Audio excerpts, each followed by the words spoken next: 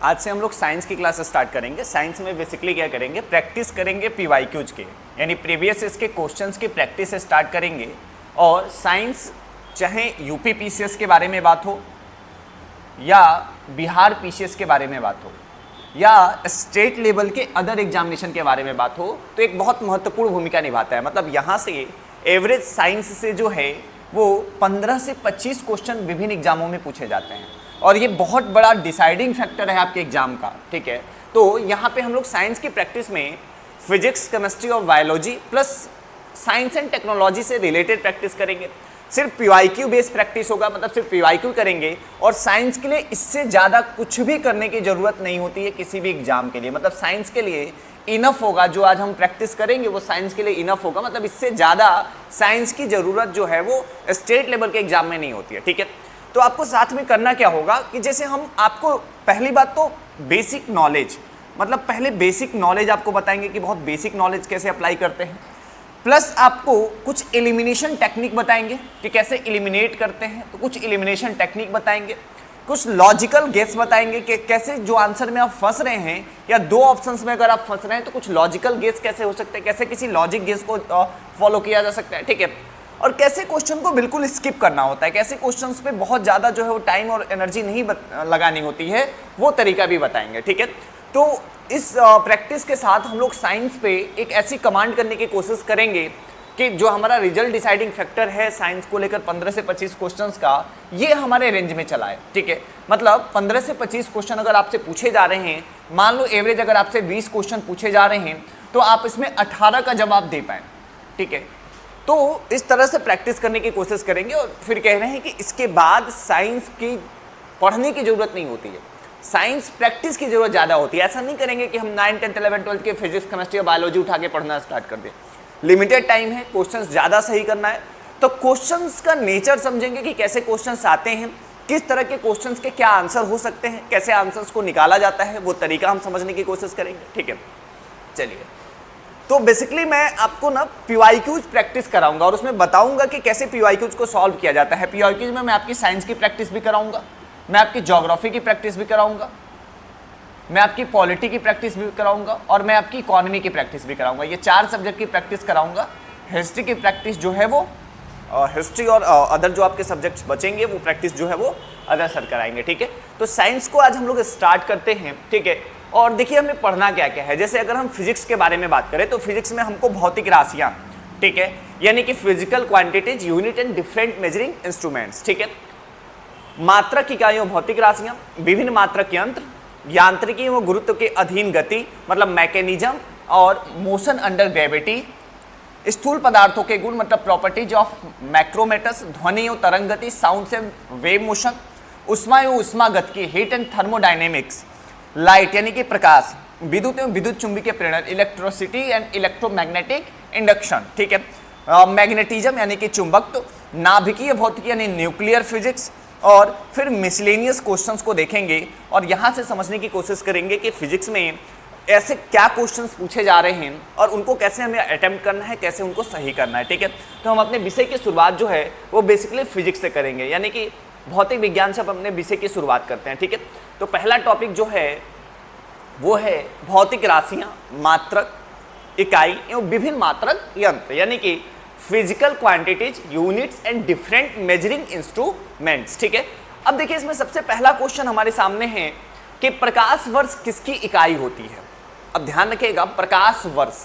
ठीक है, तो कई बार जो हम खगोलीय पिंडों को नापते हैं, कई बार हम तारों को नापते हैं, ठीक है, कई बार हम सूर्य की दूरी को मापते हैं, तो मापने के लिए किसका प्रयोग किया जाता है, प्रकाश वर्ष का। यानी तारों को मापना हो, खगोलीय दूरी को मापना हो, ठीक है, ग्रहों की दूरी को मापना हो, तो इन जगहों पे हम किसका प्रयोग करते हैं, प्रकाश वर्ष का। ठीक है, तो ध्यान रखिएगा प्रकाश वर्ष किसका मात्रक है, समय का, गति का, दूरी का, प्रकाश की तीव्रता का। तो हमने बोला कि जब भी हमें खगोलीय पिंडों की क्या नापनी होगी, दूरी नापनी होगी, तो जब भी हमें खगोलीय पिंडों की दूरी नापनी होगी तो हम प्रकाश वर्ष का प्रयोग करेंगे।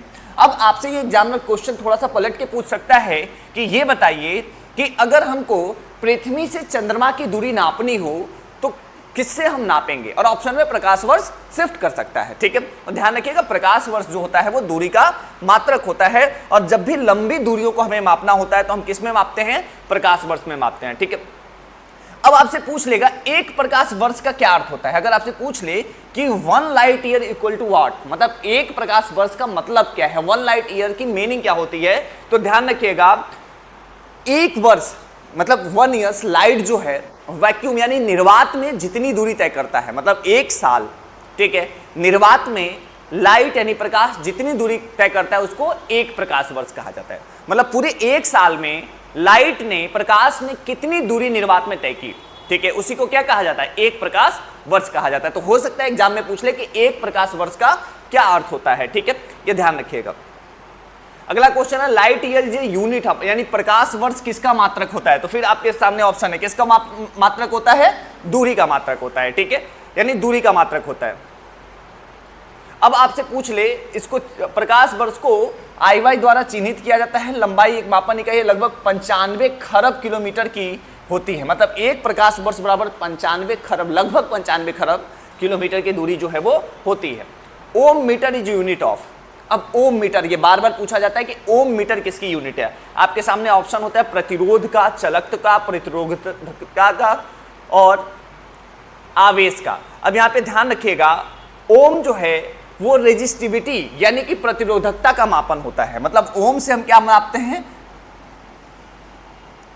यानी जब भी आपको जीवन में प्रतिरोध दूर करना हो, देखो फिजिक्स की भाषा में नहीं याद करते, इसको याद करते हैं कि मान जाओ जीवन में प्रतिरोध आ रहा हो, मतलब तुम ध्यान नहीं लगा पा रहे हो, प्रतिरोध हो रहा हो, तो ओम का उच्चारण करोगे, समझ रहे हो। तो ओम बराबर प्रतिरोध, यानी ओम किसका मापन करता है, प्रतिरोध का, रेजिस्टेंस का, ठीक है। मतलब जब भी आपकी लाइफ में रेजिस्ट हो रहा हो, आपको प्रतिरोध हो रहा हो, तो आप किसका यूज करोगे, ओम। तो ओम इक्वल टू प्रतिरोधकता, मतलब ये कभी आप भूलोगे नहीं कि ओम जो है वो बेसिकली प्रतिरोधकता से रिलेट करता है, ठीक है। अब इस तरीके से ना कुछ मिनोमिक बना के कुछ ऐसे टर्म्स को रिलेट करके याद करना बहुत जरूरी हो जाता है कि आप रिलेटेड बहुत याद कर पाए, ठीक है। चलिए अगला क्वेश्चन हमारे सामने है, अगला क्वेश्चन हमारे सामने है कि निम्नलिखित में से कौन सी मूल भौतिक राशियां हैं। अब ध्यान रखिएगा मूल भौतिक राशियां जो है वो कौन कौन सी होती हैं, ठीक है। अब ऑप्शन है बल, वेग, विद्युत धारा, कार्य, और उनमें से कोई नहीं। अब ये बीपीएससी का क्वेश्चन है और बीपीएससी फिर इसको रिपीट करके आपसे पूछ सकता है कि मूल भौतिक राशि इसमें कौन सी है, ठीक है। अब ध्यान रखिएगा कि मूल भौतिक जो राशि होती है जिसको एसआई यूनिट भी कहा जाता है, वो एसआई यूनिट में दूरी, समय, ताप, द्रव्यमान, ठीक है, ये सब क्या होता है मूल भौतिक राशियों में, ठीक है, इनको गिना जाता है, ठीक है। तो अब एक बात बताइए, इनमें मूल भौतिक राशि आपको कौन सा दिखाई दे रहा है, इनमें, हाँ, इनमें वेलोसिटी नहीं होती है, ध्यान रखिएगा, फोर्स नहीं होगा, ठीक है। इलेक्ट्रिसिटी, करंट यानी विद्युत धारा जो है वो क्या होती है, मूल भौतिक राशि होती है, ठीक है। मतलब जो स्वतंत्र, मूल भौतिक राशियां क्या होती हैं, जो स्वतंत्र होती हैं, जो किसी और राशि से मिलकर नहीं बनी होती, ऐसी यूनिट जो किसी और यूनिट पे डिपेंड नहीं हो, जो खुद में ही एक यूनिट हो, ठीक है, तो उसको क्या कहते हैं, मूल राशियां कहते हैं, ठीक है, ध्यान रखिएगा।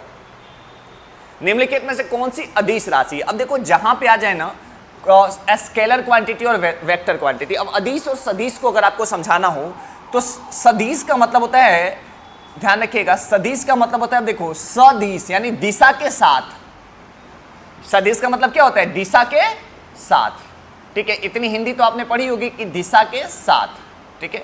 और अदिश का क्या मतलब होता है, तो अदिश यानी बिना दिशा का, जिसमें दिशा की जरूरत न होती हो। तो अब एक बात बताओ, जैसे कुछ मापन ऐसे होता है, जैसे बल, बल हमेशा किसी दिशा में लगाओगे कि नहीं लगाओगे, बल हमेशा किसी दिशा में लगाओगे, ठीक है, तो बल किसी दिशा में आप लगाओगे। तो अगर आप कहीं जा रहे हो तो अब एक बात, दूरी किसी दिशा में होगी कि दूरी कहीं भी हो सकती है, दूरी कहीं भी हो सकती है, लेकिन अगर आपसे विस्थापन पूछा जाए, अगर आपसे डिस्टेंस पूछा जाए तो डिस्टेंस जो है वो विदाउट डायरेक्शन हो सकता है, बट अगर आपसे पूछा जाए जो डिस्प्लेसमेंट यानी विस्थापन, तो विस्थापन हमेशा किसी दिशा के साथ होगा, ठीक है। तो जहां डायरेक्शन की जरूरत रिजल्टेंट के साथ होती है, मैग्नीट्यूड के साथ जहां डायरेक्शन की जरूरत होती है उसको सदिश कहा जाता है, यानी उसको स्केलर कहा जाता है, ठीक है। और जहां डायरेक्शन की नीड नहीं होती है, सिर्फ मैग्नीट्यूड होता है, उसको वेक्टर कहा जाता है। ठीक है, तो स्केलर और वेक्टर क्वांटिटी ध्यान रखिएगा कि स्केलर और वेक्टर क्या होते हैं। ठीक है, चलिए आगे चलते हैं। अब देखिए, वे भौतिक राशियां जिन्हें व्यक्त करने के लिए केवल परिणाम की आवश्यकता होती है, दिशा की नहीं, अदिश राशियां कहलाती हैं। अब देखो, अदिश राशियों की एक लिस्ट अगर आप चाहो तो बना सकते हो। ठीक है, और बार बार उसको देख सकते हो कि दूरी, चाल, शक्ति, ऊर्जा, क्षेत्रफल, आयतन, द्रव्यमान, तापमान, लंबाई, घनत्व, दाब, कार्य, आवेश, विभव, आवृत्ति, विशिष्ट ऊष्मा, ये सब क्या हैं? ये सब जो हैं वो अदिश राशियां हैं जहां पे दिशा की जरूरत नहीं होती है। ठीक है, अब एक बात बताओ, ऊर्जा, अरे ऊर्जा किसी दिशा में हम बोल रहे हैं ऊर्जा खर्च हो रही है, लेकिन किसी दिशा में थोड़ी खर्च हो रही है। ठीक है, तो फिर क्या है? ये अदिश है। ठीक है, लेकिन जैसे कार्य, अब कार्य हमने किया लेकिन कार्य किसी डायरेक्शन में थोड़ी किया। अब लिखना भी तो एक कार्य है, लेकिन किसी डायरेक्शन में थोड़ी हो रहा है। ठीक है, तो यहां भी डायरेक्शन की जरूरत नहीं हो रही, सिर्फ मैग्नीट्यूड की जरूरत हो रही है। ठीक है, ये ध्यान रखिएगा। अब देखो, अगला क्वेश्चन है, निम्नलिखित में से कौन राशि सदिश नहीं है, वेक्टर नहीं है? ध्यान रखिएगा। अब ध्यान रखिएगा, वेक्टर कौन नहीं है, मतलब सदिश नहीं है। ठीक है, तो अब डिस्प्लेसमेंट हमने बताया, विस्थापन हमेशा किसी दिशा में होगा। तो एक्सेलरेशन वो भी किसी दिशा में होगा। अरे बॉडी एक्सेलरेट कर रही है तो एक्सेलरेटर जब घुमाते हो तो किसी एक दिशा में ही तो जाते हो ना। ठीक है, तो एक्सेलरेट करेगी, बल अगर लगाओगे। ठीक है, और अगला है वॉल्यूम यानी आयतन। आयतन किसी दिशा में होता है क्या? आयतन किसी दिशा में होता है क्या? ठीक है, तो आयतन किसी दिशा में नहीं होता। ध्यान रखिएगा, आयतन किसी भी दिशा में नहीं होता। ठीक है, आयतन की कोई दिशा नहीं होती। ठीक है, अगला क्वेश्चन है, निम्नलिखित में से कौन सी सदिश राशि है? अब फिर पूछ रहे हैं कि वेक्टर क्वांटिटी कौन है, दिशा की जरूरत कहां होती है? ठीक है, अब एक बात बताओ, समय में कोई दिशा लगता है क्या? समय में कोई दिशा नहीं लगता है। ठीक है, अच्छा चाल में, अब हम चाल में, स्पीड में कोई डायरेक्शन नहीं होता है। ठीक है, लेकिन डिस्प्लेसमेंट में डायरेक्शन की जरूरत होती है, यानी विस्थापन में डायरेक्शन की जरूरत होती है, तो विस्थापन यहाँ पे सही ऑप्शन हो जाएगा। ठीक है, अब अगला फिर पूछ रहे हैं, which one of the following is a vector quantity, यानी कि निम्नलिखित में से कौन सी एक सदिश राशि है? अब सदिश का मतलब फिर दिशा की जरूरत पड़ेगी। ठीक है, अब एक बात बताओ, दिशा की जरूरत कहां पड़ेगी? दाब, कार्य, वर्क में नहीं पड़ेगी, ये पता है। अब देखो कैसे स्मार्टली ट्रिक करते हैं, कैसे ऑप्शंस को बाहर करते हैं। ठीक है, तो वर्क में नहीं पड़ेगी, ये हमको पता है कि वर्क में तो नहीं पड़ने जा रहा है। एनर्जी में नहीं पड़ने जा रहा है, क्योंकि अभी जब हमने पीछे प्रैक्टिस किया तो हमने देखा कि वर्क और एनर्जी में तो नहीं डायरेक्शन की जरूरत पड़ रही है। बट अब मोमेंटम और प्रेशर में, अब बताओ, यहां पे हम प्रेशर लगा रहे हैं तो प्रेशर कई डायरेक्शन में लग रहा, किसी एक फिक्स डायरेक्शन में नहीं लग रहा। हम यहां पे खड़े हैं तो प्रेशर लग रहा, लेकिन प्रेशर कई डायरेक्शन में लग रहा, कुछ अपवर्ड लग रहा, कुछ डाउनवर्ड लग रहा, तो किसी फिक्स डायरेक्शन में नहीं लग रहा। अगर नहीं लग रहा, इसका मतलब कि प्रेशर भी नहीं होगा। कुछ थोड़ा सा ना सोच लो वहीं बैठ के कि ऐसा होगा या ऐसा नहीं होगा। ठीक है, तो सही ऑप्शन हमारे सामने क्या हो जाएगा? मोमेंटम, यानी कि संवेग। तो संवेग, अब यहां एक चीज और पता था कि संवेग क्या है? एक सदिश राशि, यानी मोमेंटम जो है वह क्या होती है? एक वेक्टर क्वांटिटी होती है। विस्थापन जो संवेग जो होता है वो एक सदिश राशि होती है। ठीक है, चलिए आगे देखते हैं। निम्नलिखित में से रेडियो सक्रियता का मात्रक कौन सा है? Which one is not the unit of radio activity? कौन सा नहीं है? अब ये बहुत पेशेंस के साथ पढ़ना होता है पेपर को, ध्यान दीजिएगा। ठीक है, आप कई बार पढ़ लोगे कौन सा है और फिर लगा दोगे। पूछ रहे हैं कि इसमें से कौन सा जो है वो रेडियो एक्टिविटी का यूनिट नहीं है, रेडियो सक्रियता का मापन जो है वो नहीं होता है। ध्यान रखिएगा, बेकुरल, आइंस्टीन, रदरफोर्ड और क्यूरी, ये फिर दोबारा आपके पीसीएस के पेपर में पूछा जा सकता है। ठीक है, तो ध्यान रखिएगा कि इसमें आइंस्टाइन जो होता है वो रेडियो एक्टिविटी का मात्रक नहीं होता है। आइंस्टाइन जो होता है वो रेडियो एक्टिविटी का मात्रक नहीं होता है। ठीक है, अब देखो रेडियो एक्टिविटी के मात्रक कौन कौन से हैं? बेकुरल, रदरफोर्ड और क्यूरी। अब आगे आपसे पूछ रहे हैं बेकुरल किसका मात्रक होता है, रदरफोर्ड किसका मात्रक होता है, ठीक है, या क्यूरी किसका मात्रक होता है। ये तीनों क्वेश्चन है अपने आप में कि ये पूछ देंगे कि बताओ बेकुरल किसका मात्रक होता है, रदरफोर्ड किसका मात्रक होता है, क्यूरी किसका मात्रक होता है। तो आपको पता होना चाहिए कि ये रेडियो सक्रियता के मापक होते हैं। मतलब रेडियो सक्रियता को जब भी हमें मापना होता है, रेडियो एक्टिविटी को जब भी हमें मापना होता है, ये 3 यूनिट हम यूज करते हैं। ठीक है, जबकि आइंस्टाइन का यूज हम रेडियो सक्रियता के मापन में नहीं करते हैं। ठीक है, ध्यान रखिएगा कि आइंस्टाइन का यूज हम नहीं करते हैं। कहां यूज करते हैं आइंस्टाइन को?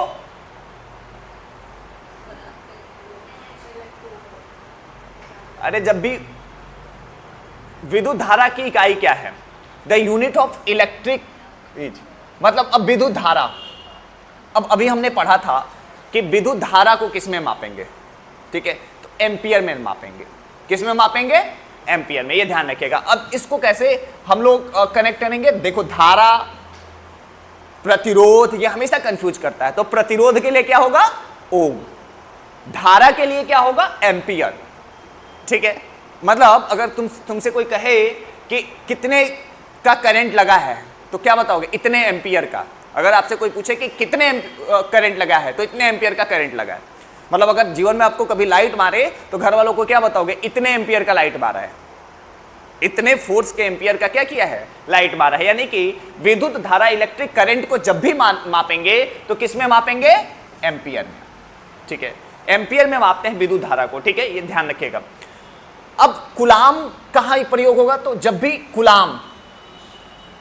कूलाम जो है आवेश, मतलब अगर आवेश में आओगे तो गुलाम हो जाओगे। कुछ इस तरीके से रिलेट कर लो कि ज्यादा आवेशित जो है वो गुलामी की तरफ लेके जाएगा, ठीक है। तो आवेश और कूलाम का रिलेशन हो जाएगा, ठीक है। अब वाट से किस से मापते हैं? ठीक है, तो ध्यान रखिएगा। अब वाट, अब जो लाइट जल रहा है, अब लाइट जितना वाट ज्यादा होगा उतना लाइट तेज हो जाएगा। जितना वाट बढ़ेगा उतनी लाइट की तीव्रता बढ़ेगी, ठीक है। तो वाट का मतलब होता है शक्ति। वाट, शक्ति को किससे मापते हैं? वाट से। यानी शक्ति को जब भी नापना होगा तो हम वाट का यूज करेंगे। यानी कि अगर मान जो लाइट धीरे है, तुम्हारे रूम में या घर में लाइट धीरे है और तेज लाइट चाहिए, तो 15 वाट की जगह पे 25 वाट का बल्ब ला लो तो शक्ति बढ़ जाएगी। लाइट की शक्ति क्या होगी? बढ़ जाएगी। 50 वाट का बल्ब ला लो तो लाइट की शक्ति क्या होगी? बढ़ जाएगी। यानी शक्ति को जब भी हमें नापना होता है तो हम किससे मापते हैं? वाट से, ठीक है।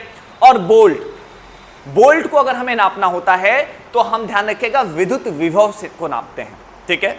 बोल्ट और विभव, ठीक है।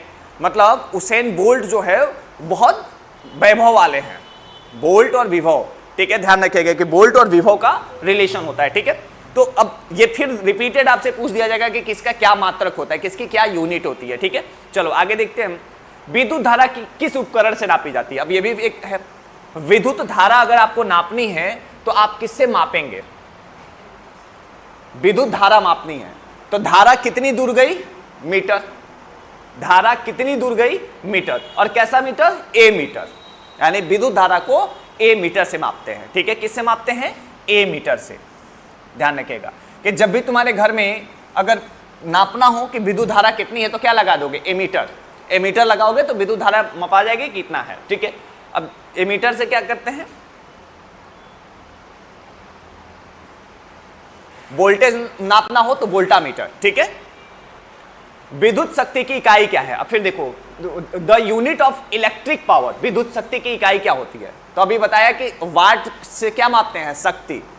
कि वाट से क्या मापते हैं? शक्ति। यानी कि विद्युत शक्ति, तो विद्युत की शक्ति मापना होगा तो क्या यूज करेंगे? वाट, ठीक है। तो वाट यूज करेंगे, ठीक है। वोल्ट नहीं यूज करेंगे। एम्पियर आपको पता चल गया कहां यूज करेंगे, कूलाम आपको पता चल गया कहां यूज करेंगे, वोल्ट आपको पता ही है कहां यूज करेंगे, कर लोगे, ठीक है। चलो, हर्ट्ज में क्या नापा जाता है? हर्ट्ज, ठीक है। ध्यान रखिएगा, हर्ट्ज में फ्रीक्वेंसी नापी जाती है, ठीक है। फ्रीक्वेंसी मतलब समझते हो? आवृत्ति कितनी हो रही है। अब जैसे हार्ट अटैक होता है तो नापा जाता है कि हार्ट अटैक मतलब आवृत्ति है कि नहीं, फ्रीक्वेंसी है कि नहीं है, ठीक है। अब हार्ट की फ्रीक्वेंसी नहीं है तो हार्ट अटैक हो जाएगा, ठीक है। तो जब भी हर्ट्ज को नापते हैं तो क्या मापते हैं? फ्रीक्वेंसी, कि फ्रीक्वेंसी है कि नहीं है। अरे फ्रीक्वेंसी ज्यादा हो जाती है तो हार्ट अटैक हो जाता है, फ्रीक्वेंसी कम हो जाती है तो भी दिक्कत हो जाती होती है कि नहीं होती है। तो हर्ट्ज से किसका रिलेशन होगा? फ्रीक्वेंसी का, ठीक है। कि हर्ट्ज से हम फ्रीक्वेंसी को नापते हैं, ठीक है। चलो आगे देखते हैं। हर्ट्ज को नापा जाता है, आवृत्ति को नापा जाता है। अब देखो, फिर फ्रीक्वेंसी को मापा जाता है, किससे मापेंगे? हर्ट्ज में। फ्रीक्वेंसी को किस में मापेंगे? हर्ट्ज में मापेंगे, ठीक है। निम्नलिखित में से किस राशि का मात्रक नहीं है? अब बताओ कौन सी ऐसी यूनिट है जिसका कोई मतलब क्वांटिटीज ही नहीं है, कौन सी? ठीक है। अब देखो, स्ट्रेस, प्रतिबल, फोर्स, विकृति और प्रेशर।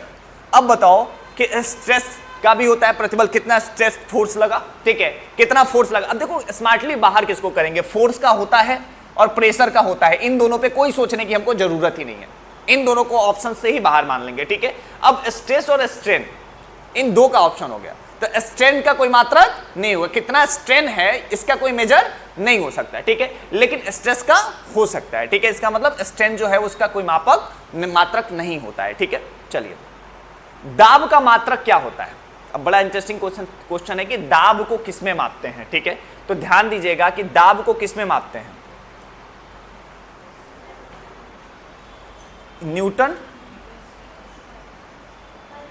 अब दाब क्या है? एक तरह का फोर्स है,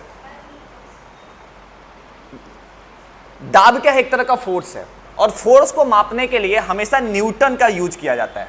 बल हमेशा न्यूटन में मापा जाएगा, बल कभी भी केजी में, मास हमेशा केजी में मापा जाएगा, मास को केजी में मेजर करते हैं और बल को हमेशा न्यूटन में मेजर करते हैं, ठीक है। तो ना यहां न्यूटन दिख रहा, ना यहां न्यूटन दिख रहा, ना यहां न्यूटन है, ना यहां न्यूटन है, कट कर दो चारों, ऑप्शन क्या हो जाएगा? ई सही हो जाएगा। बात समझ में आ रही है? ठीक है, चलो, एंगस्ट्रॉम किसका मात्रक है? अब ध्यान रखिएगा, एंगस्ट्रॉम भी जो है वह SI यूनिट में जो है वो मूल मात्रक होता है, ठीक है।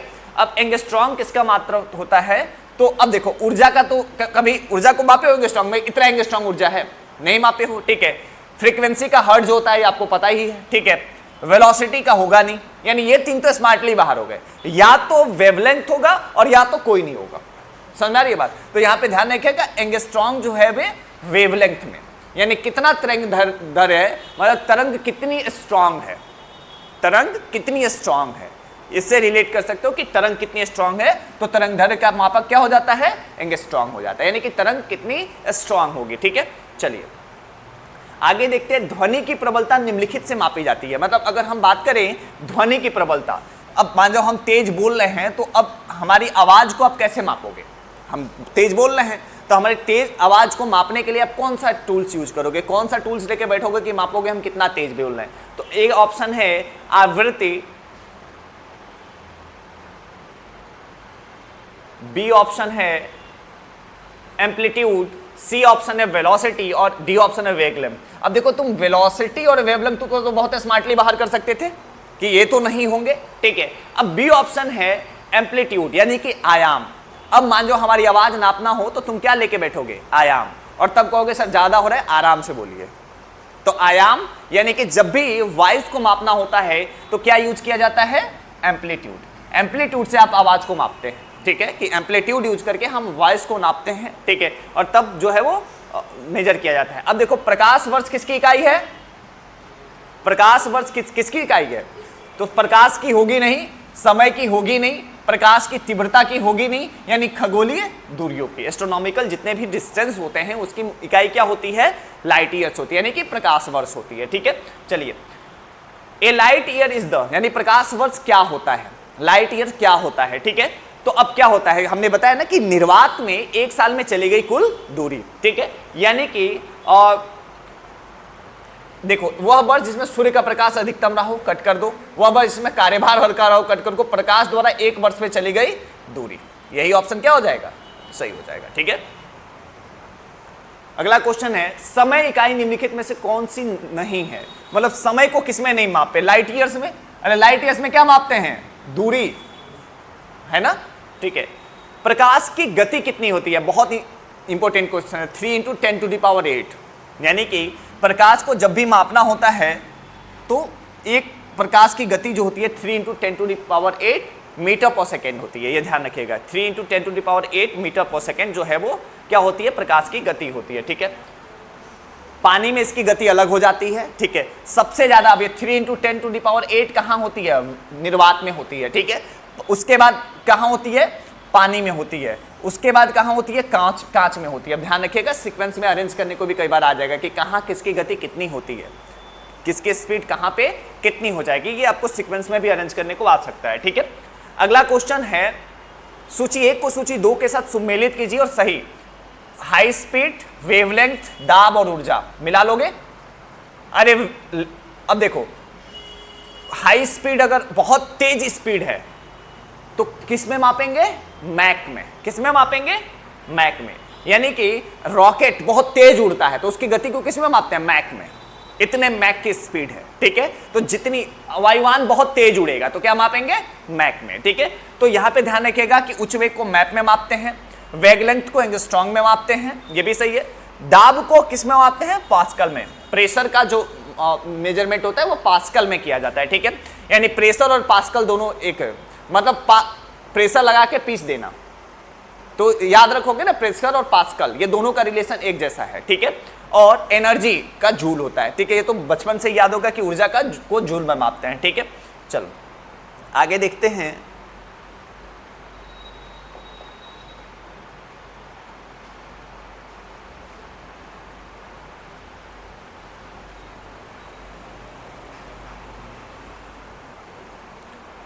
अब देखो इधर दे दिया है फिजिकल क्वांटिटी और इधर दे दिया उसकी यूनिट क्या होगी, ठीक है। तो ध्यान रखिएगा, त्वरण, फोर्स, वर्क डन और आवेग, अब किसकी क्या यूनिट होगी, ठीक है। तो अब त्वरण होने का मतलब कि चलना, अब जब भी चलेंगे तो वो दूरी हो जाएगी, और दूरी हमेशा किस में मापते हैं, मीटर में। दूरी को किस में मापते हैं, मीटर में। अब इसमें धुनों की मीटर कहां पे दिखाई दे रहा है, यानी कि एक्सेलरेशन का सही ऑप्शन मीटर हो जाएगा, यानी 1 का 4 हो जाएगा। अब ऑप्शन में देखो कि 1 का A का 4 कहीं है क्या, देखो यहीं पे दिख गया, आंसर A मिल गया, समझ रहे हो ना। यानी कि बहुत टाइम यहां देने की जरूरत नहीं है, हमको आंसर हमारा यहीं मिल गया, ठीक है। मतलब ये टाइम बचाने का सही तरीका हो सकता है कि आपको जो पता है वो मैच कर लीजिए और देखिए कि वो कहां है। इससे क्या होता है, स्मार्टली आप 2 ऑप्शंस को बाहर कर लेते हो, कभी एक ऑप्शंस बाहर हो जाएंगे तो 3 में आप उलझोगे, ठीक है। जैसे एमसीक्यू सॉल्व करना भी एक टेक्निक है, अगर वो टेक्निक आपको नहीं पता तो नॉलेज से इसका कोई रिलेशन नहीं है, नॉलेज से एमसीक्यू टेक्निक का कोई रिलेशन नहीं है, ठीक है। अगला देखते हैं, 1 माइक्रोन किसके बराबर होता है। 1 माइक्रोन किसके बराबर होता है, ध्यान रखिएगा 1/1000 मिलीमीटर के। 1 माइक्रोन इक्वल टू 1/1000 मिलीमीटर, ठीक है, ये ध्यान रखिएगा। 1 पिकोग्राम किसके बराबर होता है, 1 माइक्रोन बराबर 1000 मिलीमीटर, ठीक है। यानी कि 1 माइक्रोन बराबर 1000 मिलीमीटर होगा। 1 पिकोग्राम किसके बराबर होता है, तो ध्यान रखिएगा 10⁻12 - 12 ग्राम के। 1 पिकोग्राम बराबर 10⁻−12 ग्राम, ठीक है। नैनो कण का आकार निम्नलिखित में से किसके बीच होता है। नैनो कण समझते हो ना, नैनो पार्टिकल्स, यानी नैनो पार्टिकल्स जो होंगे वो किस मतलब वो कितने छोटे होते हैं, मतलब ये पूछना चाह रहा है कि नैनो पार्टिकल्स देख सकते हो तो नहीं देख सकते, तो इतने कितने छोटे होते हैं कि आप उनको नहीं देख सकते हो। तो ध्यान रखिएगा 1 नैनोमीटर से 100 नैनोमीटर के बीच में, 1 to 100 के बीच में है, इसलिए आप उनको नहीं देख सकते, ठीक है। तो ध्यान रखिएगा 1 to 100 नैनोमीटर के बीच में होते हैं, इसीलिए आप नैनो। अब आपसे पूछ लेंगे कि नैनो पार्टिकल्स की साइज क्या है, ठीक है, तो आप बताओगे कि नैनो पार्टिकल्स की साइज जो है वो यही होती है, ठीक है। 6 फुट लंबे व्यक्ति की ऊंचाई नैनोमीटर में कैसे व्यक्त की जाएगी, मतलब अगर कोई व्यक्ति 6 फुट लंबा है तो उसको नैनोमीटर में प्रेजेंट करना हो तो कैसे प्रेजेंट करोगे। तो ध्यान रखना 6 फुट लंबा अगर होगा तो वह 183 × 10⁻7 नैनोमीटर उसकी टोटल जो है वो हाइट हो जाएगी, ठीक है। अब ये निकालने का तरीका होता है, देखो ऐसे क्वेश्चंस याद हैं तो करिए, देखो यही क्वेश्चन आपको बताने हैं जो स्किप आपको करने होते हैं। ऐसे क्वेश्चन आपको एग्जैक्ट पता है तो करिए, वरना गेस ट्रिक मत लगाओ, यहां पे गेस करने की कोशिश मत करो, माइनस मार्किंग हो जाएगी। एग्जैक्ट पता है तो लगाइए, नहीं पता है स्किप कर दीजिए। जबरदस्ती क्वेश्चंस को सॉल्व करोगे नंबर यहां पे आपके कट जाएंगे, मार्क्स आपके यहां पे कट जाएंगे, ठीक है। तो या तो रट के गए हो कि इतने बराबर ये होता है, इतना बराबर ये होता है, तो आपको एग्जैक्ट चीजें पता है। अगर आप रट के नहीं गए हो तो आपको एग्जैक्ट चीजें नहीं पता होंगी, ठीक है। चलो आगे देखते हैं, 1 नैनोमीटर किसके बराबर होता है। अब ये तो आपको पता होना चाहिए कि 1 नैनोमीटर इक्वल टू वाट। तो 1 नैनोमीटर जो होता है वो 10⁻⁻7 मीटर के बराबर होता है, ध्यान रखिएगा 10⁻⁻7, ठीक है। कि 1 नैनोमीटर इक्वल टू 10⁻⁻7 मीटर, ठीक है। पार्सेक किसका मात्रक होता है, पार्सेक यानी कितना पार्सेक, मतलब कितने में पार कर सकते हो, कितना पार कर सकते हो। तो पार करोगे तो जो दूरी पार करोगे ना, अरे कितना पार किया तो दूरी पार किया, ठीक है। तो पार्सेक किसका मात्रक हो जाएगा, दूरी का। ये ध्यान रखिएगा कि डिस्टेंस का मात्रक होता है पार्सेक, यानी पार्सेक जो होता है वो दूरी का मात्रक होता है, ठीक है।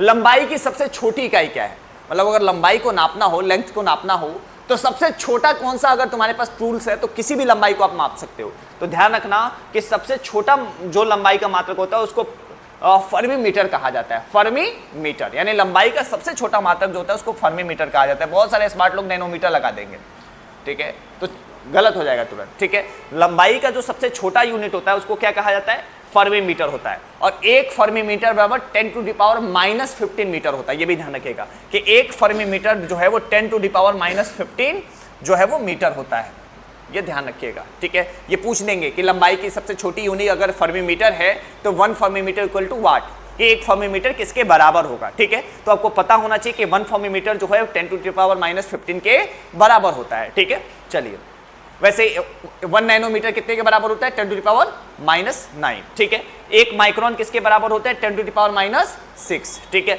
और एक एंगस्ट्रॉम बराबर 10⁻10, ठीक है। अब एक नैनोमीटर किसके बराबर होता है, तो 10⁻⁹, ये हो गया। अगला क्वेश्चन देखते हैं, एक कण जिसकी कम से कम एक बीमा 10⁻⁻7 मीटर से कम हो क्या कहलाएगा, क्या कहलाएगा भाई, अरे 10⁻⁻7 से कम होगा तो नैनोमीटर हो जाएगा, क्या हो जाएगा, नैनोमीटर, ठीक है। तो 10⁻⁷ से कम होगा तो वो नैनोमीटर कहा जाएगा, ठीक है। चलिए, एक पारसेक तारों संबंधी दूरियां मापने का बराबर है, मतलब 1 पारसेक इक्वल टू वाट, तो 3.26, ध्यान रखिएगा 1 पारसेक इक्वल टू होता है 3.26 लाइट ईयर्स, जो ऑप्शंस में कहीं नहीं है, लेकिन सबसे क्लोजेस्ट ऑप्शन 3.25 है, तो आप क्या करोगे 3.25 कर दोगे, ठीक है। कि जो है 1 पारसेक जो होता है वो 3.26 के इक्वल होता है, लेकिन क्लोजेस्ट ऑप्शन जो है, मान लो ऑप्शन में कुछ नहीं है लेकिन 3.25 दिया हुआ है, तो अब क्लोजेस्ट ऑप्शंस को देखा जाता है कि सबसे नियरेस्ट ऑप्शन कौन है, सबसे करीबी ऑप्शंस कौन है, उसको आप क्या करेंगे, ट्रिक कर देंगे, ठीक है। अगला है, यांत्रिक ऊर्जा की SI मात्रा क्या होती है, यांत्रिक ऊर्जा यानी कि मैकेनिकल एनर्जी, अगर कोई मैकेनिकल एनर्जी है, किसी मशीन की ऊर्जा मापनी है, तो मशीन की ऊर्जा अगर मापनी है तो उसकी SI यूनिट क्या होगी, जूल होगी, क्या होगी, जूल होगी, ध्यान रखिएगा। अब देखो वाट को काट देते, ये किसका मापक है, शक्ति का, न्यूटन सेकंड को माप दोगे, अरे न्यूटन आ गया तो बल आ गया, ठीक है। और जूल पर सेकंड कट कर देते, जूल और जूल सेकंड में ही आप कंफ्यूज हो जाते हैं, ठीक है।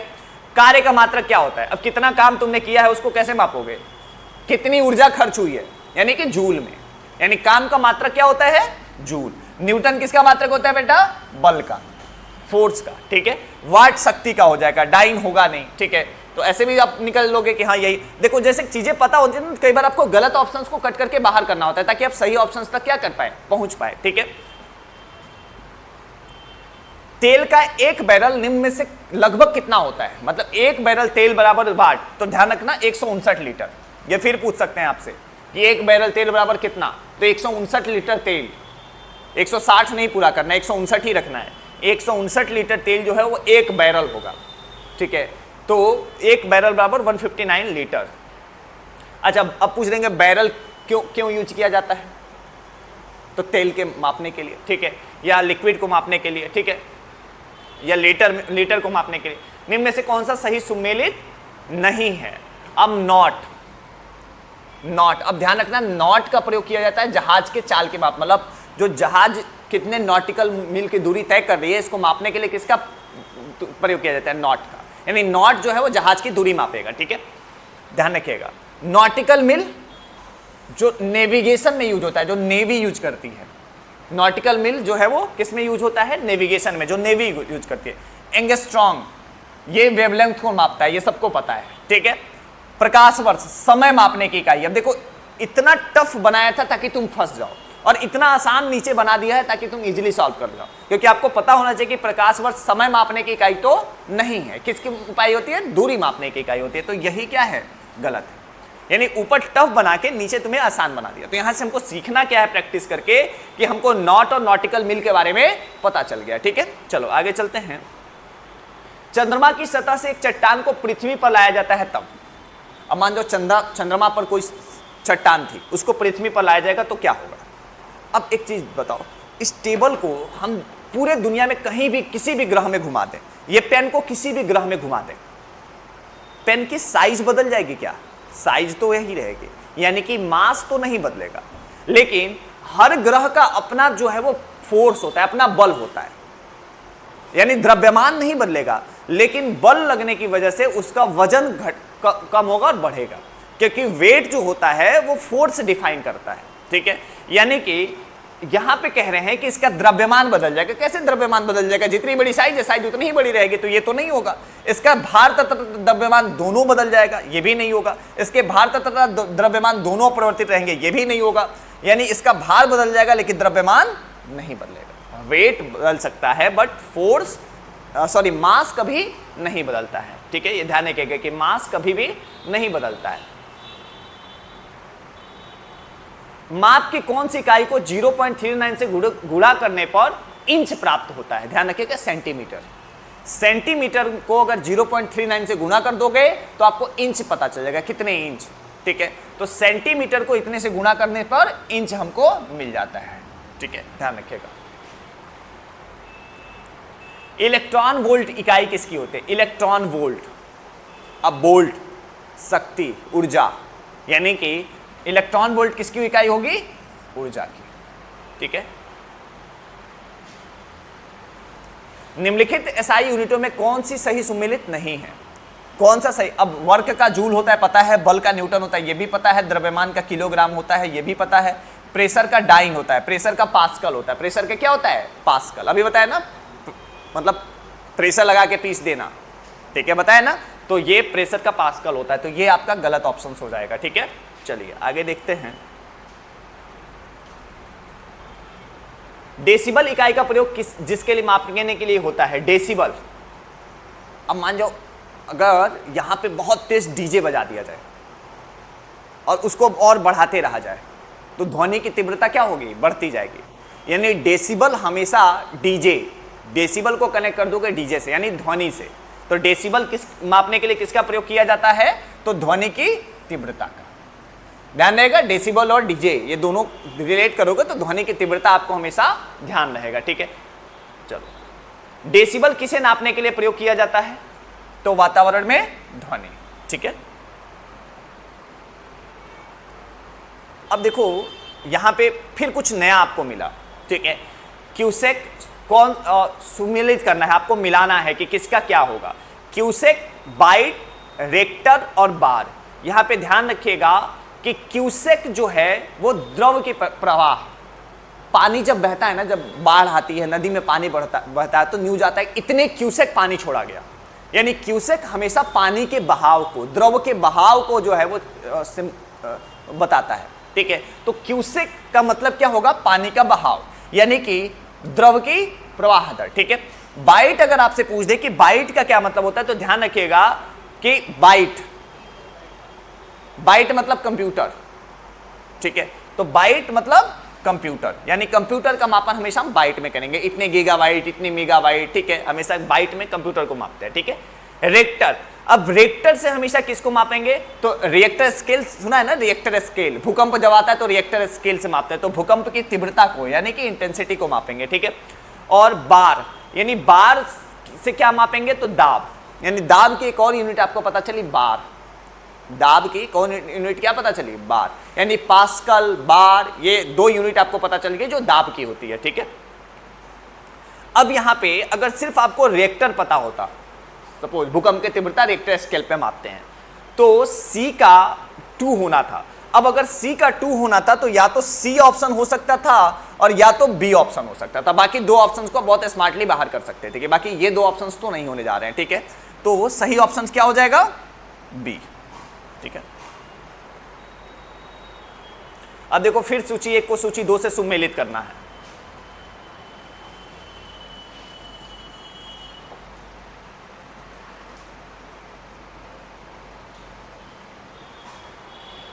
अब पहला है वेवलेंथ एनर्जी, ध्वनि की तीव्रता आवृत्ति। आराम से कर लोगे, अब ये तो आसान क्वेश्चन है आपके लिए। अब ठीक है, तो क्या हो जाएगा? वेवलेंथ का क्या हो जाएगा? एंगस्ट्रॉम। ठीक है, तो 1 का 2, अब देखो 2 जगह है।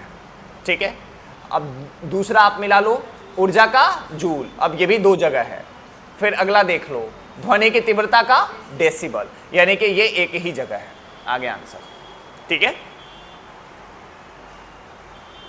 अब देखो फिर अब वाट, नॉट, नॉटिकल मील और कैलोरी कर लोगे आराम से।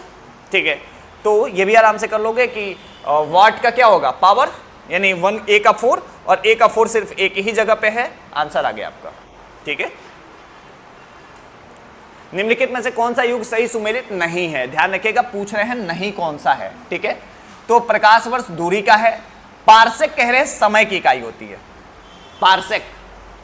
पारसेक समय की होती है कि नहीं होती है? नहीं होती है ना। डेसिबल ध्वनि की तीव्रता की होती है और हर्ट्ज आवृत्ति की होती है। पारसेक किसकी इकाई होती है? किसकी होती है? लंबाई की, ठीक है। ध्यान रखिएगा, पारसेक लंबाई की खगोलीय इकाई होती है। मेगावाट बिजली के नापने की इकाई कौन सी है? मेगावाट।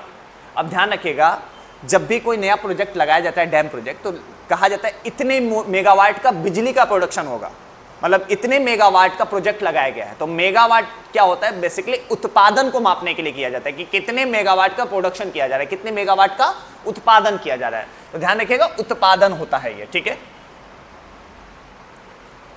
टैकियान से क्या मतलब है? टैकियान, अब टैकियान मतलब होता है प्रकाश की गति से तीव्र गति वाले कण।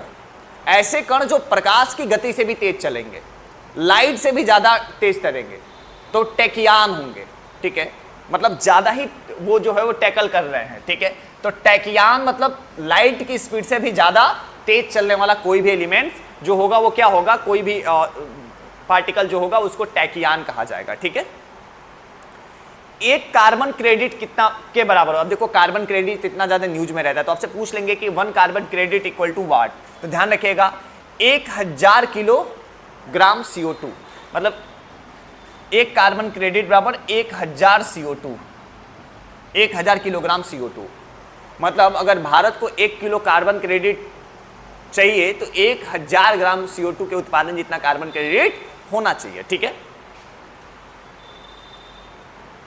अगले क्वेश्चन को देखते हैं। डॉप्सन इकाई का प्रयोग किया जाता है, मतलब डॉप्सन कहां यूज किया जाता है? डॉप्सन का यूज हम लोग कहां करते हैं?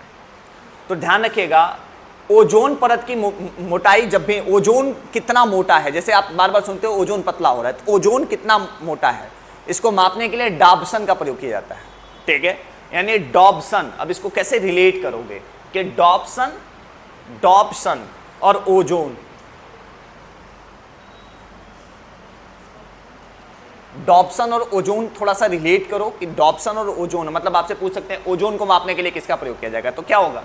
डॉप्सन यूनिट, ठीक है। डॉप्सन यूनिट जो है ओजोन के लिए यूज किया जाता है, ठीक है।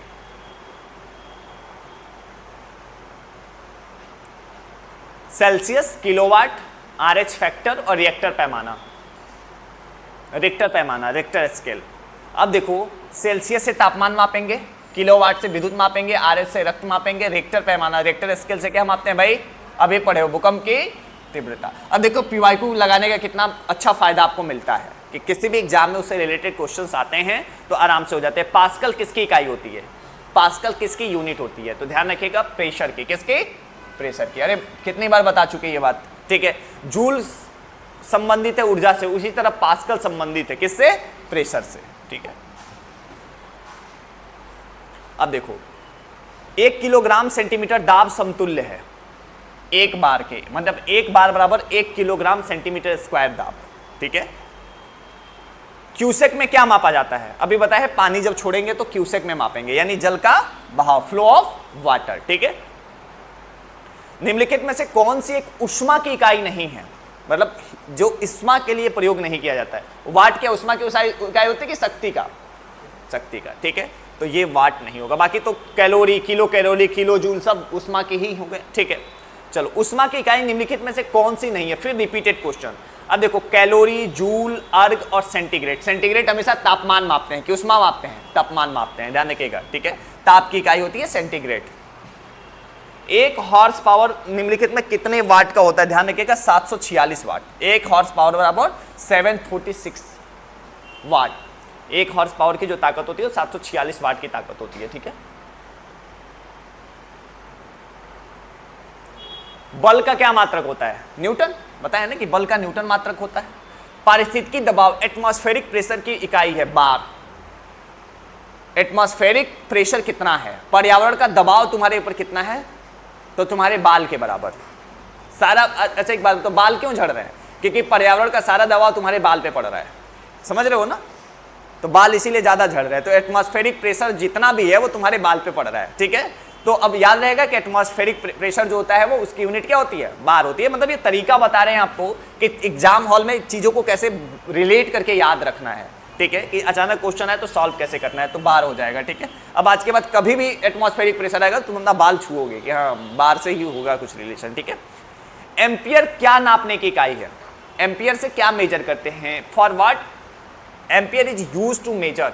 ध्यान रखिएगा कि एम्पियर किसी यूज किया जाता है, हमने बोला ना कितने एम्पियर की धारा लगेगी, ठीक है, इलेक्ट्रिक करंट। किलोवाट घंटा किसका मात्रक होता है, विद्युत ऊर्जा का। समय का तो होगा नहीं, द्रव्यमान का होगा नहीं, काट दो इसको, ठीक है।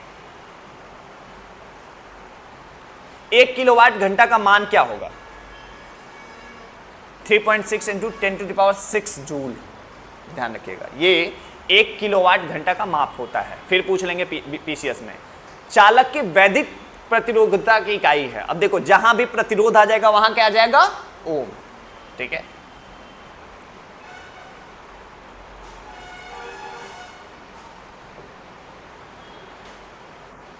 ठीक है, अगला क्वेश्चन देखते हैं।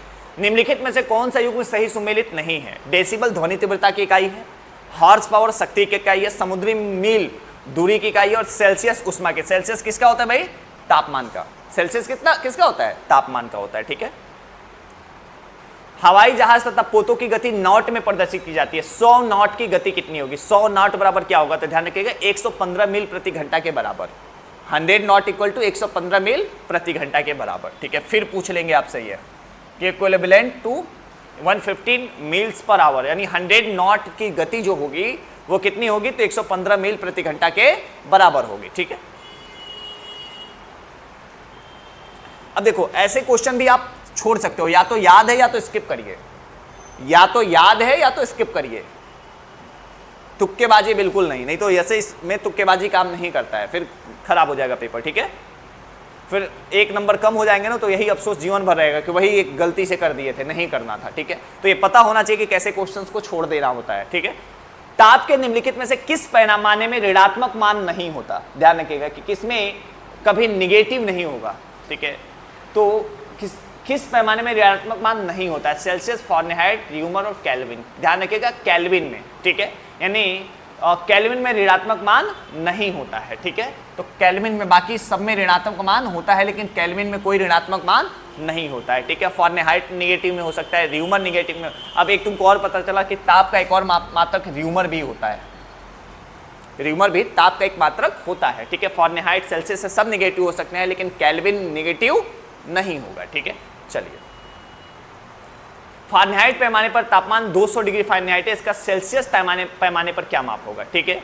तो ध्यान रखिएगा कि फारेनहाइट अगर 200 है तो इसका सेल्सियस क्या होगा, ठीक है। तो अब ऐसा क्वेश्चन अगर आपको कैलकुलेट करने आता है तो ठीक है, अगर कैलकुलेट करने नहीं आता है तो फिर छोड़ दीजिए, मत करिए, ठीक है। मतलब अगर कैलकुलेट करने आ रहा है तो ठीक है, नहीं आ रहा है तो जबरदस्ती बिल्कुल मत करना, ठीक है। चलिए, तो ये टॉपिक हम लोगों ने कंप्लीट कर लिया। अब हम लोग विभिन्न मात्रक भी देख लेते हैं कि किसका क्या मात्रक होता है, ठीक है। यानी हम अब अगला इसी का टॉपिक है विभिन्न तरह के मात्रक। तो ये भी देख लेते हैं कि किसका मात्रक क्या होता है, ठीक है, किसका मात्रक किस तरीके से, यानी मापक यंत्र क्या होता है, किसका कैसे मापेंगे किसी चीज़ को, ठीक है। तो अब ध्यान रखिएगा, एलिवेशन और एजीमेथ यानी कि ऊर्ध्वाधर तल और क्षैतिज तल और ऊर्ध्वाधर तल को मापने के लिए किसका यूज करेंगे, तो थियोडोलाइट जो है वो एलिवेशन और एजीमेथ दोनों के कोणीय दूरी को मापने के लिए, एंगुलर डिस्टेंस को मापने के लिए थियोडोलाइट यूज किया जाता है, ठीक है। तो अब इतना अगर आपको याद है, आपसे पूछ देंगे थियोडोलाइट क्यों प्रयोग करते हैं, तो एंगुलर डिस्टेंस, क्षैतिज और ऊर्ध्वाधर दोनों के एंगुलर डिस्टेंस को मापना हो तो क्या यूज करते हैं, थियोडोलाइट। यानी थियोडोलाइट का यूज कहां किया जाता है और थियोडोलाइट क्यों यूज करते हैं, ये आपसे पूछा जा सकता है, ठीक है, कहां पे इनको यूज किया जाएगा। किस तापमान पर सेल्सियस और फारेनहाइट पैमाने मेल खाते हैं, मतलब कैसा तापमान होगा जहां सेल्सियस और फारेनहाइट दोनों एक बराबर हो जाएंगे, तो -40 डिग्री। ध्यान रखिएगा कि -40 डिग्री, रट जाइएगा ये, ठीक है, कि -40 डिग्री पर ये दोनों एक साथ आते हैं। अब अगला है रिंगेलमैन स्केल का प्रयोग कहाँ किया जाता है? रिंगलमैन कहाँ यूज किया जाता है? ठीक है, रिंगलमैन तो कहाँ यूज किया जाएगा? फॉग, कोहरे को मापने के लिए। जब भी कोहरे में निकलोगे तो कितना कोहरा है तो कहोगे इतने रिंगल मील है, यानी कि इतने रिंगल मील जो है वो क्या है? कोहरा है। तो रिंगल मील, अगर कोहरे को जब भी मापना हो तो क्या लेके निकलेंगे? रिंगल मील। समझ में? एक मैन है जो रिंगल है, जो रिंगल कर सकता है, माप कर सकता है। ठीक है, तो मैन लगा हुआ है, तो एक ऐसा आदमी जो कोहरे को माप सकता है कि कोहरा कितना है, तो मैन हमेशा ध्यान रखिएगा। ठीक है, तो रिंगल मैन कोहरे को मापने के लिए प्रयोग किया जाता है। महासागर में डूबी हुई वस्तुओं की स्थिति जानने के लिए किस यंत्र का, मतलब मान जाओ अगर तुम ही समुद्र में डूब गए, तुम्हारा फोन समुद्र में गिर गया, तो फिर क्या लेकर जाओगे कि कहां है? तो ध्यान रखना का सोनार। सोनार जो है, अब मान जाओ सोने की कोई वस्तु समुद्र में गिर जाएगी तो क्या लेके जाओगे? सोनार। अब भाई, अब प्लास्टिक खोजने तो जाओगे नहीं, सोना ही अगर गिर जाएगा तभी तो खोजने जाओगे ना। तो समुद्र में गिरी हुई किसी वस्तु को खोजने के लिए क्या प्रयोग किया जाता है? सोनार। ये ध्यान रखिएगा, इस सोनार का प्रयोग किया जाता है। ठीक है, अब देखो हमने क्या बोला है कि हम लोग पढ़ रहे हैं, तो basic knowledge plus logic plus gastric, ये सब कुछ देख रहे हैं कि कैसे एमसीक्यू को सॉल्व करते हैं, कुछ एलिमिनेशन ट्रिक सबको देखते हुए चल रहा है। ठीक है, ताकि पेपर सॉल्व करना आसान हो जाए। सोनार अधिकांश प्रयोग में लाया जाता है। अब तो ये आराम से कर लोगे कि सोनार कहां यूज में लाया जाएगा, कर लोगे ना? कहां यूज किया जाएगा? नौचालकों द्वारा। भाई पानी में कौन चलेगा? नौ संचालक ही तो चलेंगे ना, नेविगेटर्स ही तो चलेंगे ना। आर्द्रता किस उपकरण से मापी जाती है? मतलब ह्यूमिडिटी मापनी हो तो किससे मापोगे? हाइग्रोमीटर। ध्यान रखिएगा, आर्द्रता हाइग्रोमीटर से मापते हैं। ठीक है, यानी कि अगर आपसे कहे कि बहुत ह्यूमिड एनवायरमेंट है, बहुत आर्द्रता हो गई, तो क्या माप लो? हाइग्रोमीटर लेके चले जाओ। यानी कि आर्द्रता का मेजर जो है वो हम हाइग्रोमीटर से करेंगे। अब लैक्टोमीटर से क्या मापते हैं? पायरोमीटर से। ये दो होगा नहीं, हाइड्रोमीटर और हाइग्रोमीटर में ही आपको कंफ्यूज करते हो। ठीक है, चलिए। निम्नलिखित तापमापियों में से किसे पायरोमीटर कहा जाता है? क्या है पायरोमीटर? तो रेडिएशन जो थर्मोमीटर्स होते हैं, यानी विकिरण जो तापमापी होता है, उसी को हम क्या कहते हैं? पायरोमीटर। पायरोमीटर को हम क्या कहते हैं? Radiation thermometer. यानी रेडिएशन जो थर्मोमीटर होता है उसी को हम पायरोमीटर के नाम से भी जानते हैं। ठीक है, निम्नलिखित में से किसे 1500 डिग्री सेंटीग्रेड से अधिक तापमापन हेतु प्रयोग में लाया जा सकता है? मतलब तापमान बहुत ज्यादा है, 1500 डिग्री सेल्सियस से ज्यादा तापमान है, तो आप क्या यूज करोगे? तो थर्मामीटर वहां पे यूज कर लोगे क्या? मतलब ही नहीं है। विद्युत थर्मामीटर मतलब ही नहीं है। चिकित्सीय, कौन से डॉक्टर के पास 1500 डिग्री टेम्परेचर मापने का तापमान का यंत्र होता है? किसी के पास नहीं। तो पायरोमीटर। ध्यान रखिएगा, जब 1500 डिग्री 2000 डिग्री तापमान आपको मापना होगा तो क्या यूज करेंगे? पायरोमीटर। ठीक है,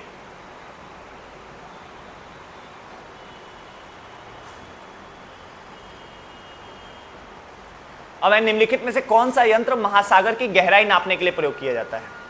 फैदोमीटर। फैदोमीटर। एमीटर होगा नहीं, गैल्वेनोमीटर होगा नहीं। ठीक है, गैल्वेनोमीटर जो है वो पता लगाया जाता है कि जो है मतलब किसी रास्ते में कितनी मात्रा में इलेक्ट्रिसिटी है, किसी रास्ते पर कितनी मात्रा में इलेक्ट्रिसिटी है, किसी वे में मात्रा क्या है इलेक्ट्रिसिटी की। मतलब मान जाओ यहां से अगर दूसरे दूरी तक तय करना है कि इलेक्ट्रिसिटी की मात्रा कितनी है, तो क्या यूज करेंगे? गैल्वेनोमीटर। एमीटर कहां यूज करेंगे? तो विद्युत धारा के मान के लिए पता ही है मीटर कहां यूज करते हैं। बैरोमीटर। बैरोमीटर जो है वो अब अभी बताया कि क्या करेंगे?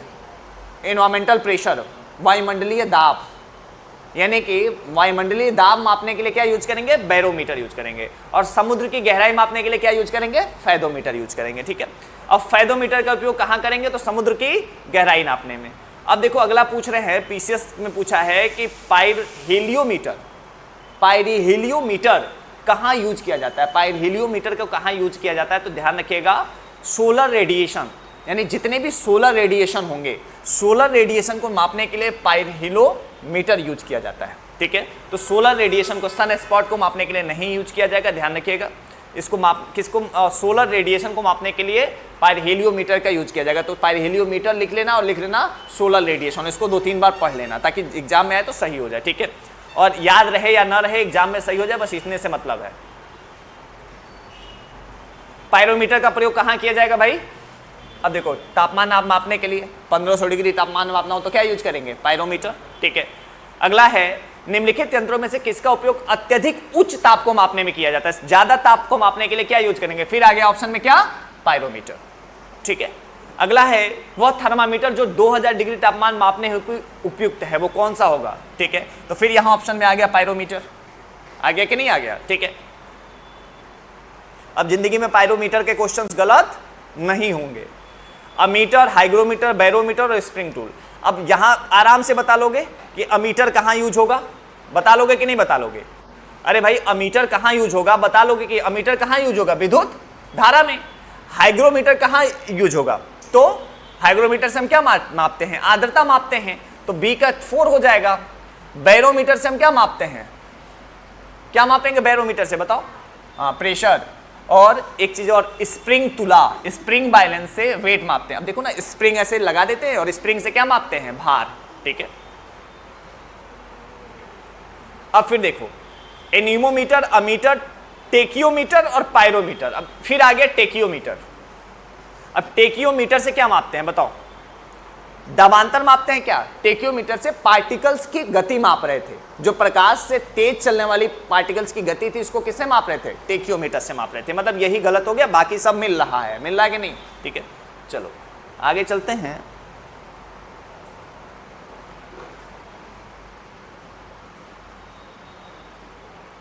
यहीं पे है ये क्वेश्चन, निम्नलिखित में से कौन सा सही सुमेलित है? हाइग्रोमीटर से क्या मापा जाता है? बता दोगे? क्या मापते हैं? आर्द्रता। क्या मापते हैं? आर्द्रता। ठीक है, तो आर्द्रता। बैरोमीटर से वायुमंडलीय दाब, एनीमोमीटर से वायु की गति, पायरोमीटर से उच्च तापमान। ये सबको पता है। अब वायुमंडलीय दबाव को मापने के लिए किस यंत्र का यूज किया जाता है? तो बैरोमीटर का। बैरोमीटर, वायुमंडलीय दाब, बैरोमीटर। ठीक है, ये ध्यान रखिएगा। साधारण बैरोमीटर में कौन सा द्रव प्रयोग होता है? आप ध्यान रखिएगा, पारा। जो साधारण जो होता है बैरोमीटर, उसमें पारा डाला जाता है। पानी डालेंगे नहीं, शराब डालेंगे नहीं, तो क्या यूज करेंगे? पारा। सही ऑप्शन था पारा। ठीक है,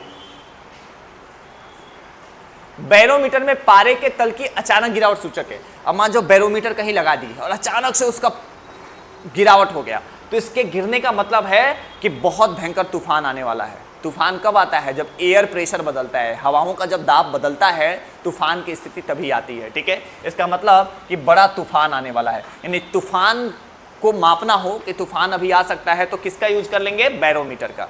यानी तूफान आने का संकेतक क्या होता है? बैरोमीटर। और इसका बेहतर संकेतक क्या होता है? बैरोमीटर में पारे का नीचे की तरफ गिरना। ठीक है,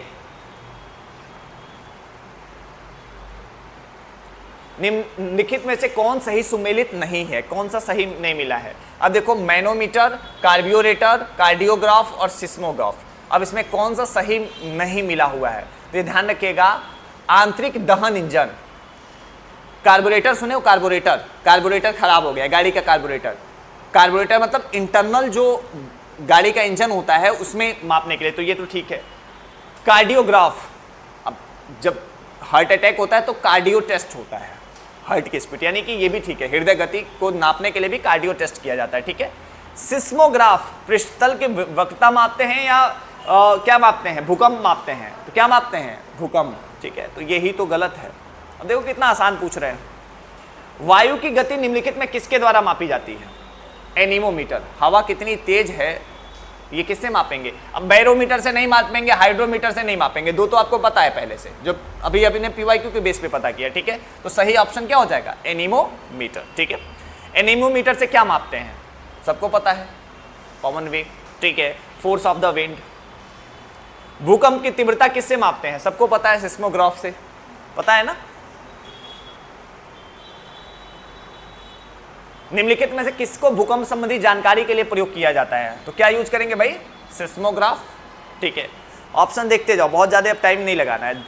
द्रव क्रिस्टल प्रयुक्त होते हैं, लिक्विड क्रिस्टल कहाँ यूज किया जाता है? तो कलाई घड़ियों में, प्रदर्शन युक्तियों में, पॉकेट कैलकुलेटर में, तीनों एक ही बात है कि नहीं है? तो कहाँ यूज करेंगे? सभी जगह। क्लियर है? ठीक है, तीनों बातें की, कलाई की घड़ी में यूज कर लें या पॉकेट के कैलकुलेटर में। कैलकुलेटर भी घड़ी जैसा ही तो होता है ना, तो अगर इसमें करेंगे तो इसमें ऑटोमेटिक करेंगे। ठीक है। और डिस्प्ले बोर्ड, अब डिस्प्ले में भी टाइम दिखाता है, डिस्प्ले बोर्ड है इसमें भी टाइम दिखा रहा है, तीनों जगह यूज करेंगे कि नहीं करेंगे, ठीक है। अब देखो स्टेथोस्कोप, सिस्मो स्फिग्नोमीटर, कैरेटोमीटर और लक्स मीटर, अब किसका प्रयोग कहां किया जाएगा, ध्यान रखिएगा। तो हृदय की ध्वनि सुनने के लिए, इसी तरह लक्स मीटर का प्रयोग कहां किया जाता है, ठीक है। कैरेटोमीटर, अब कैरेट यहीं से मिला लेते, कैरेट को सोने की शुद्धता, यानी कि सी का 2 और सी का 2 दो जगह है, सी में और बी में, अब यानी कि ये दोनों तो नहीं होंगे, स्मार्टली इसको बाहर कर दो, ठीक है। कौन सा यंत्र रक्तदाब मापने में, अगर मान जाओ ब्लड प्रेशर मापना हो, तो ब्लड प्रेशर, मान लो किसी का ब्लड प्रेशर हाई या लो हो जाए तो उसको मापने के लिए किसका यूज किया जाएगा, तो ध्यान रखिएगा स्फिगोमीटर का, मैनोमीटर का, स्फिगोमैनोमीटर क्यों यूज किया जाता है, ब्लड प्रेशर मापने के लिए, ठीक है। कौन सा, स्फिगोमैनोमीटर, ठीक है। यानी जब भी तुम अब घर में किसी का बीपी हाई और लो होता हो तो स्फिगोमैनोमीटर जो है वो बीपी के लिए यूज करो, ठीक है। डॉक्टरों द्वारा प्रयुक्त होने वाला स्टेथोस्कोप जिस सिद्धांत पे काम करता है वो क्या है, ये क्या करता है, साउंड वेव का इंपोजन करता है। टफ क्वेश्चन है। Deviation, reflection, refraction and imposition of sound wave, यानी कि जो डॉक्टर स्टेथोस्कोप का यूज करते हैं, ये जो है वो क्या करता है, ध्वनि तरंगों का अध्यारोपण करता है, यानी कि इंपोजिशन ऑफ साउंड वेव करता है। तो पता है तो ठीक है, नहीं तो लिख लो कि स्टेथोस्कोप का क्या यूज होगा, ठीक है। अब फिर एनीमोमीटर, सिस्मोग्राफ, बैरोग्राफ और हाइग्रोमीटर, फिर वही बात जो रिपीटेड इसके पहले पूछ रहे थे वही बात फिर से रिपीट किया हुआ है, ठीक है। तो इसका सही ऑप्शन क्या हो जाएगा, डी। ऑक्सेनोमीटर क्या प्रयोग करता है, मतलब ऑक्सेनोमीटर कहाँ यूज किया जाता है, तो ध्यान रखिएगा ऑक्सेनोमीटर, तुम्हारा ग्रोथ कितना है, जब भी तुम धीरे धीरे बड़े हो रहे हो तो थोड़ा और बढ़े कि नहीं बढ़े पिछले साल से, ऑक्सेनोमीटर लेके आ जाओ। घर पे बच्चा जब धीरे धीरे बढ़ा हो रहा है, वृद्धि हो रही है, तो वृद्धि दर को मापने के लिए, ग्रोथ को मापने के लिए क्या यूज करेंगे, ऑक्सेनोमीटर, ठीक है। तो जब भी घर में किसी की हाइट चेक करनी हो कि बढ़ रहा है कि नहीं बढ़ रहा है, वृद्धि हो रही है कि नहीं हो रही है, तो क्या माप लो, ऑक्सेनोमीटर से माप लो, ठीक है। मतलब ये बेसिकली ना पौधों के लिए यूज किया जाता है, पेड़ पौधा बढ़ रहे हैं कि नहीं बढ़ रहे हैं उसके लिए ऑक्सेनोमीटर यूज किया जाता है। पेड़ लगाए थे, कितना बड़ा हो गया, फिर अब कितना बड़ा हो गया, ठीक है, तो उसके लिए क्या यूज करोगे, ऑक्सेनोमीटर। अगला क्वेश्चन है, निम्नलिखित युग्मों में से कई ओडोमीटर, ओंडोमीटर, ऑडियोमीटर, ए मीटर, कौन सा सही सुमेलित नहीं है। फिर से वही क्वेश्चन कि सुमेलित कौन सा नहीं है, नहीं पूछ रहे हैं, ठीक है। अब ध्यान रखिएगा कि ओडोमीटर जो गाड़ियों में प्रयोग किया जाता है ना, कि गाड़ी कितनी दूर चली है, वो ओडोमीटर यूज किया जाता है। गाड़ी में गाड़ी कितनी दूर चली है, बाइक, कार, कुछ भी, ओडोमीटर यूज किया जाता है। ओंडोमीटर ये जो है वो instrument for frequency of electromagnetic wave, विद्युत चुंबकीय तरंगों की आवृत्ति मापने के लिए क्या यूज किया जाता है, ओंडोमीटर। ऑडियोमीटर, अब देखो ऑडियोमीटर यानी कि ध्वनि की तीव्रता कितनी है उसको सुनने के लिए ऑडियोमीटर यूज करेंगे। अमीटर, अब ये तो सबको पता था कि अमीटर का यूज क्या होता है, अमीटर विद्युत धारा को मापने के लिए, तो विद्युत शक्ति दे रहा है, जबकि यहाँ पे विद्युत धारा होना चाहिए, तो यही गलत हो जाएगा, ठीक है। ध्वनि की तीव्रता किससे मापेंगे, ऑडियो मीटर से, ऑडियो फोन से नहीं, किससे, ऑडियो मीटर से मापेंगे। पारे का साधारण तापमापी यंत्रों में उपयोग किया जाता है, क्योंकि इसकी विशेषता क्या होती है, पारा ही क्यों जो है वो हम जो है वो थर्मोमीटर में पारा क्यों लगाते हैं, मतलब थर्मोमीटर में क्यों, क्योंकि इसकी हाई एक्सपेंशन एबिलिटी होती है, इसकी एक्सपेंशन एबिलिटी बहुत हाई होती है, डेंसिटी की वजह से नहीं, लिक्विडिटी की वजह से नहीं, और स्पेसिफिक हीट की वजह से नहीं, इसके हाई एक्सपेंशन एबिलिटी की वजह से। यानी डॉक्टर जो है वो अपने थर्मोमीटर में पारे का प्रयोग इसीलिए किया जाता है क्योंकि उसकी एक्सपेंशन एबिलिटी बहुत ज़्यादा होती है, हाई एक्सपेंशन एबिलिटी होती है, और इसी के लिए इसको यूज किया जाता है, ठीक है। अब देखो फिर लैक्टोमीटर, एमीटर, हाइग्रोमीटर, वोल्टमीटर, फिर वही रिपीटेड क्वेश्चन। लैक्टोमीटर, दूध कितना शुद्ध है मापने के लिए क्या करोगे, लैक्टोमीटर, घर पे दूध वाला दूध शुद्ध दे रहा है या नहीं दे रहा है, लैक्टोमीटर लगवा लो और रोज नाप लिया करो शुद्ध दूध है कि शुद्ध दूध नहीं है, तो लैक्टोमीटर। बाकी तीन आपको पता है, अमीटर, हाइग्रोमीटर और वोल्टमीटर आपको पता है कि इसका कहाँ यूज होगा, ठीक है। दूध के घनत्व को मापने के लिए प्रयोग किया जाता है। फिर यहां पे आ गया लैक्टोमीटर, ठीक है। माइक्रोस्कोप का प्रयोग किसके अध्ययन करने के लिए किया जाता है? माइक्रोस्कोप कहाँ यूज करते हो? हाँ, छोटी छोटी वस्तुओं को बड़ा देखने के लिए, पास में देखने के लिए, ठीक है। तो micro and near by object, यही तो माइक्रोस्कोप लगाते हो ना, कि माइक्रोस्कोप लगा के देख लेंगे, ठीक है। समय मापक विज्ञान है। समय किसका मापक विज्ञान है? होरोलॉजी का। Science of measuring time is horology, ठीक है। निम्नलिखित में से किसके मापन में फोनोमीटर का प्रयोग किया जाता है? फोन समझते हो ना, फोन, ध्वनि की तीव्रता कितनी है? फोनोमीटर। और यहाँ पे कोई ऑप्शन ध्वनि की तीव्रता से रिलेट नहीं कर रहा है, इसलिए इसमें कोई नहीं हुआ। फोनोमीटर मतलब ध्वनि की तीव्रता, फोनो स्पीड मतलब ध्वनि की तीव्रता हो जाएगा, ठीक है। तो इसमें कोई मैच नहीं कर रहा है, तो ये क्वेश्चंस को ही हम लोग बाहर कर देंगे, ठीक। चलिए, एक सेक्सटेंट प्रयुक्त होता है वस्तु की ऊंचाई नापने के लिए। मतलब कितना सेक्सटेंट है, ये वस्तु की ऊंचाई मापने के लिए प्रयोग किया जाएगा, ठीक है। प्रकाश की तीव्रता नापने के लिए जिस उपकरण का प्रयोग किया जाता है वो कौन सा है?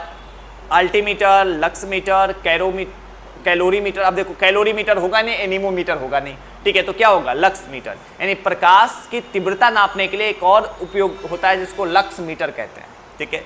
यानी लक्स साबुन भी प्रकाश की तीव्रता माप सकता है, ठीक है। रासायनिक ऊर्जा को विद्युत ऊर्जा में बदलने वाला यंत्र क्या होता है? बैटरी। बैटरी में केमिकल होता है और वो केमिकल क्या करता है? अरे जैसे रासायनिक ऊर्जा को विद्युत ऊर्जा में, बायोगैस, रासायनिक ऊर्जा, क्या उससे लाइट जल गया तो क्या बन गया? विद्युत ऊर्जा, ठीक है। तो रासायनिक ऊर्जा को विद्युत ऊर्जा में बदलने का जो यंत्र है उसको बैटरी कहते हैं, ठीक है। चलो, थैंक यू। अब कल हम लोग सेकेंड चैप्टर डिस्कस करेंगे, ओके।